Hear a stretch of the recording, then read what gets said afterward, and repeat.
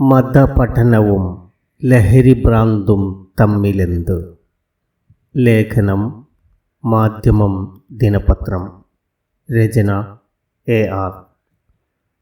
വിദ്യാർത്ഥി യുവജനങ്ങളിൽ ലഹരി ഉൽപ്പന്നങ്ങളുടെ വ്യാപനവും സ്വാധീനവും തന്മൂലം സാമൂഹിക ജീവിതത്തിനും വിദ്യാഭ്യാസ സ്ഥാപനങ്ങളിലെ അച്ചടക്കത്തിനും നേരെ ഉയരുന്ന വൻ ഭീഷണിയും താമരശ്ശേരിയിലെ ഷഹബാസ് എന്ന കുട്ടിയുടെ നിഷ്കരുണ കൊലപാതകത്തിൻ്റെയും വെഞ്ഞാറമൂട് കൂട്ടക്കൊലയുടെയും പശ്ചാത്തലത്തിൽ സംസ്ഥാനമാകെ ഗൗരവതരമായ ചർച്ചാ വിഷയമായി സർക്കാർ തലത്തിലും ജനകീയ തലത്തിലും ഒരുപോലെ പ്രതിരോധ നടപടികൾ ആരംഭിച്ചിരിക്കെയാണ് കളമശ്ശേരി ഗവൺമെൻറ് പോളിടെക്നിക് മെൻസ് ഹോസ്റ്റലിൽ മയക്കുമരുന്ന് വ്യാപാരം വ്യവസ്ഥാപിതമായി നടക്കുന്നതായി പോലീസിന് വിവരം ലഭിക്കുന്നതും തുടർന്ന് നടന്ന റെയ്ഡിൽ തൊണ്ടിസഹിതം വിദ്യാർത്ഥികളെ പിടികൂടുന്നതും. പതിവിൻപടി പ്രമാദമായ ഈ സംഭവവും രാഷ്ട്രീയ വിഴുപ്പലക്കലിനും പരസ്പര പോർവിളിക്കും വഴിയൊരുക്കിയതാണ് ഉടനടിയുള്ള പ്രത്യാഘാതം. പ്രതികളിൽ സ്റ്റുഡൻസ് യൂണിയൻ സെക്രട്ടറിയും SFI നേതാവുമായ വിദ്യാർത്ഥി ഉൾപ്പെട്ടിരിക്കെ ലഹരിക്കച്ചവടത്തിൻ്റെ മുഴുവൻ ഉത്തരവാദിത്വവും മാർക്സിസ്റ്റ് വിദ്യാർത്ഥി സംഘടനയുടെ മേൽ കെട്ടിവെച്ച് അത് പിരിച്ചുവിടണമെന്നാവശ്യപ്പെട്ടിരിക്കുകയാണ് കോൺഗ്രസ് നേതാക്കൾ. മറിച്ച് കഞ്ചാവ് ഹോസ്റ്റലിലെത്തിച്ചത് കോൺഗ്രസുകാരായ പൂർവ്വ വിദ്യാർത്ഥികളാണെന്ന കണ്ടെത്തലിലൂടെ CPM വക്താക്കളും തുല്യ നാണയത്തിൽ തിരിച്ചടിക്കുന്നു. ഈ കുളിമുറിയിൽ എല്ലാവരും നഗ്നരാണെന്ന പഴമൊഴി അന്വർത്ഥമാക്കുന്നതാണ് യഥാർത്ഥത്തിൽ സംസ്ഥാനത്തിൻ്റെ അവസ്ഥ. ഹിന്ദുവോ മുസ്ലിമോ ക്രൈസ്തവനോ നാസ്തികനോ ആസ്തികനോ പുരോഗമനവാദിയോ പിന്തിരിപ്പനോ യുവാവോ വയോധികനോ സ്ത്രീയോ പുരുഷനോ എന്ന വ്യത്യാസമില്ലാതെ മലയാളി സമൂഹം മൊത്തം നേരിടുന്ന വിപത്തായി മാറിക്കൊണ്ടിരിക്കുകയാണ് ലഹരി വ്യാപനം.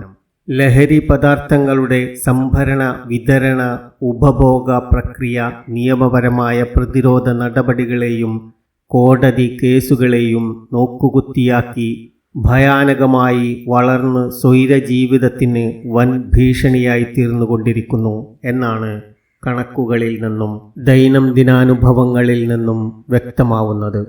ഇങ്ങനെ പോയാൽ മെക്സിക്കോ പോലുള്ള നാർക്കോട്ടിക് റിപ്പബ്ലിക്കുകളുടെ പട്ടികയിലേക്കാണ് കേരളം കുതിക്കുന്നതെന്ന് കരുതേണ്ടി വരും.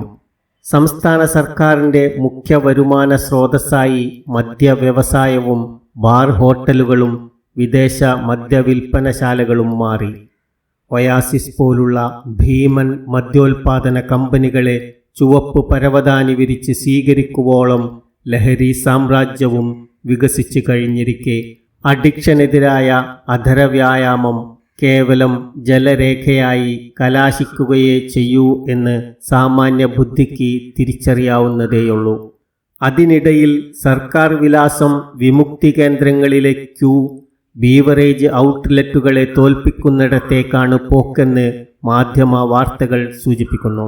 സ്വന്തം നിലയിലോ മറ്റുള്ളവരുടെ നിർബന്ധം മൂലമോ ഈ ശാപത്തിൽ നിന്ന് മുക്തി നേടാൻ ആഗ്രഹിക്കുന്നവർക്ക് അതിനായുള്ള രക്ഷാമാർഗം പോലും അത്യന്തം പരിമിതമാണെന്നർത്ഥം. 1967 EMS നമ്പൂതിരിപ്പാടിൻ്റെ നേതൃത്വത്തിൽ അധികാരത്തിലേറിയ മുസ്ലിം ലീഗ് ഉൾപ്പെട്ട സപ്തകക്ഷി മുന്നണി സർക്കാരിൻ്റെ കാലത്ത് സംസ്ഥാനത്ത് ആദ്യമായി മദ്യനിരോധനം എടുത്തുകളഞ്ഞപ്പോൾ പ്രതിപക്ഷത്തെ കോൺഗ്രസുകാർ ഉയർത്തിയ മുദ്രാവാക്യം ഓർമ്മയിലുണ്ട്. തങ്ങളും നമ്പൂരിയും ഒന്നായപ്പോൾ പള്ളിക്കു മുന്നിലും കള്ളായി, കള്ളു കുടിച്ച് മത്തായി, മത്തായി മാഞ്ഞൂരാൻ എന്തായി. KSPയുടെ മത്തായി മാഞ്ഞൂരാനും മന്ത്രിസഭയിലുണ്ടായിരുന്നു. അന്ന് എണ്ണത്തിൽ കുറവായ കള്ളുഷാപ്പുകളും ചാരായക്കടകളുമേ ഉണ്ടായിരുന്നുള്ളൂ. ഇന്നോ കോൺഗ്രസിൽ നിന്ന് ഒരു VM സുധീരനും മദ്യവർജനത്തിനും നിരോധനത്തിനുമായി ശബ്ദമുയർത്തുന്ന പൗരസംഘടനയെ നയിക്കുന്ന ഈയച്ചേരി കുഞ്ഞികൃഷ്ണനും ഏതാനും പാതിരിമാരുമല്ലാതെ ലഹരി സാമ്രാജ്യത്തിനെതിരെ ഒച്ചവെക്കാൻ ആരെങ്കിലുമുണ്ടോ? അവരുടെ ശബ്ദം തന്നെ വനരോധനമായി കലാശിക്കുകയല്ലേ. ചാനലുകളുടെ അന്തിച്ചർച്ചകളിൽ പോലും അത്യന്തം ആപത്കരമായ ലഹരി വ്യാപനം മുഖ്യ വിഷയമായി വരുന്നില്ലെന്നത് ശ്രദ്ധേയമാണ്. സാമൂഹിക, സാംസ്കാരിക, രാഷ്ട്രീയ രംഗങ്ങളിലെ പാനലിസ്റ്റുകളിൽ മിക്കവർക്കും ലഹരിക്കെതിരെ ശബ്ദമുയർത്താൻ ധാർമ്മിക ധൈര്യമില്ലെന്നതാണ് കാരണങ്ങളിലൊന്ന്. ഏറ്റവും ഒടുവിൽ ഈ വിഷയകരമായി ഉയർന്നു കേൾക്കുന്ന ചില വിമർശനങ്ങൾ കൂടി പരാമർശമർഹിക്കുന്നു. രാസലഹരി കേസുകളിൽ പിടികൂടപ്പെടുന്നവരിൽ അധികവും അഥവാ ഗണ്യമായ എണ്ണം എല്ലാവിധ ലഹരി വസ്തുക്കളും തീർത്തും നിഷിദ്ധമാക്കിയ ഇസ്ലാമിൻ്റെ അനുയായികളാണെന്ന് കാണുന്നതെന്തുകൊണ്ടാണ്? മറ്റേത് മതസമുദായക്കാരെയും അപേക്ഷിച്ച് മുസ്ലിം സമുദായക്കാരാണ് ബാല്യത്തിലെ മതപഠനം വ്യവസ്ഥാപിതമായി നടത്തുന്നത്. ഇസ്ലാമാവട്ടെ ലഹരി വസ്തുക്കളുടെ ഉൽപാദനവും വിതരണവും ഉപയോഗവും കർശനമായി നിരോധിച്ചതുമാണ്. ഇതൊക്കെ പഠിച്ചു വളരുന്ന തലമുറകൾ എന്തുകൊണ്ടാണ് ലഹരിക്കടത്തിലും ഉപയോഗത്തിലും ഒന്നാമതായി വരുന്നത്? സമുദായ നേതൃത്വങ്ങളും മതപണ്ഡിതന്മാരും സംഘടനകളും ഗൗരവപൂർവം ഇടപെടേണ്ട പ്രശ്നമല്ലേ ഇത്? പ്രത്യക്ഷത്തിൽ കഴമ്പുണ്ടെന്ന് തോന്നാവുന്ന വിമർശനമാണിത്. പഠിച്ചതും അറിഞ്ഞതുമെല്ലാം ജീവിതത്തിൽ പകർത്തുന്നവരല്ല എല്ലാവരും എന്നത് എക്കാലത്തെയും അനുഭവമാണല്ലോ. വിശുദ്ധ ഖുർആൻ ആശയമറിയാതെ ഓതിപ്പഠിച്ചതുകൊണ്ടോ കർമ്മശാസ്ത്രം പ്രാഥമികമായി പരിചയപ്പെട്ടതുകൊണ്ടോ നബിചരിതം വായിച്ചതുകൊണ്ടോ ഒരു വിദ്യാർത്ഥിക്ക് ഇസ്ലാമിൻ്റെ മർമ്മപ്രധാനമായ അധ്യാപനങ്ങൾ തനതായ കാഴ്ചപ്പാടിലൂടെ പഠിക്കാൻ അവസരം ലഭിക്കണമെന്നില്ല. പ്രാഥമിക മതപഠനം പരമ്പരാഗത രീതിയിൽ പൂർത്തീകരിച്ചതുകൊണ്ട് മാത്രം കാലഘട്ടത്തിൻ്റെ വിശ്വാസപരവും ബൗദ്ധികവുമായ വെല്ലുവിളികളെ നേരിടാനുള്ള ശേഷി വിദ്യാർത്ഥികൾ കൈവരിക്കുന്നില്ല. വിശിഷ്യ 1-2 മണിക്കൂർ മാത്രം നീളുന്ന മതപഠനം കഴിഞ്ഞ് വിദ്യാർത്ഥികൾ പോകുന്നത് മുഴുസമയ സ്കൂളുകളിലേക്കാണ്. സ്കൂൾ കരിക്കുലമാവട്ടെ തീർത്തും ധാർമ്മിക മൂല്യമുക്തവും. നാസ്തികതയും കേവല ഭൗതികവാദവും ലിബറലിസവും വേണ്ടതിലധികം തലയിലേറ്റിയവർ അധ്യാപക സമൂഹത്തിൽ കുറവല്ല താനും. വൈരുദ്ധ്യാധിഷ്ഠിത ഭൗതികവാദത്തിൽ കെട്ടിപ്പടുത്ത പ്രത്യയശാസ്ത്രത്തിൻ്റെ അരുമ സന്തതികളാൽ നയിക്കപ്പെടുന്ന വിദ്യാർത്ഥി സംഘടനകളിൽ ചേർന്ന് പ്രവർത്തിക്കുന്നതോടെ കുട്ടികൾ മാതാപിതാക്കളുടെ വഴക്ക് ഭയന്ന് മതപരമായ ആചാരാനുഷ്ഠാനങ്ങൾ നാമമാത്രമായി നിലനിർത്തുന്നുണ്ടാവാം.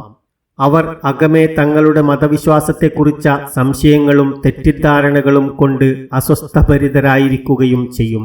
തൽഫലമായി കേവലം പണത്തിനും സുഖസൗകര്യങ്ങൾക്കും വേണ്ടി നിയമത്തിൻ്റെയും നിയമപാലകരുടെയും രക്ഷിതാക്കളുടെയും കണ്ണുവെട്ടിച്ച് അധോലോകത്തിൽ വിഹരിക്കാൻ അവർക്കൊരു മനസാക്ഷിക്കുത്വം ഉണ്ടാവുകയില്ല.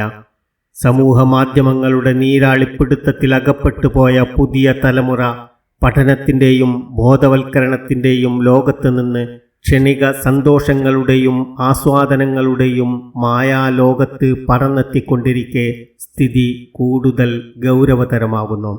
സാഹചര്യങ്ങൾ മൊത്തം മാറ്റുക ക്ഷിപ്രസാധ്യമല്ലെങ്കിലും വിധിയെ പഴിച്ചും കാലത്തെ കുറ്റപ്പെടുത്തിയും നേരം കളയാതെ അവിശ്വാസവും അധാർമികതയും ഉയർത്തുന്ന വെല്ലുവിളികളെ യഥോചിതം നേരിട്ട് തലമുറകളെ നേർവഴിക്ക് നടത്താൻ കാലോചിതമായ ബോധന പദ്ധതിക്കും തദനുസൃതമായ ബോധവൽക്കരണത്തിനും മത സാംസ്കാരിക സംഘടനകളും മതപണ്ഡിതന്മാരും സാമൂഹിക ചിന്തകരും രംഗത്തിറങ്ങിയേ പറ്റൂ.